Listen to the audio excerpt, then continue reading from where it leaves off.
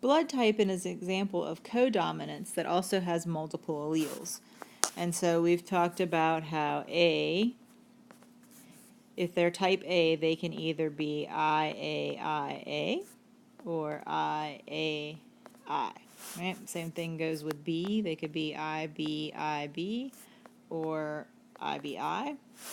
AB can only be IAIB, and O can only be little I.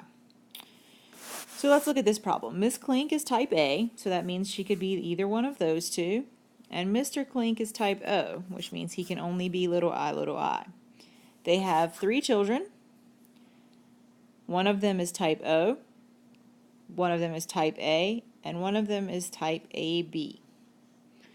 So Mr. Klink must be what? Well, if we have another O, right, we know what Mr. Klink is because he's type O. So he can only be little I. That's the only option. Mrs. Klink, though, could either be IAIA or IAI, but because she made a child that was an I, she must have given one of those little I's. So she must be IAI, right, with the blood type A. Luke cannot be the child because neither parent has, Luke is AB, neither parent has B, right?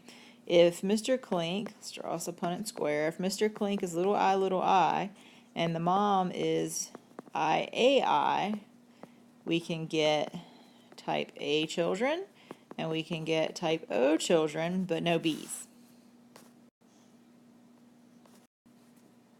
Here's another blood type example. Here, the parents think their baby was switched at the hospital. The mother has type A and the father has type B, and the baby has AB. So that's entirely possible, right? The mother could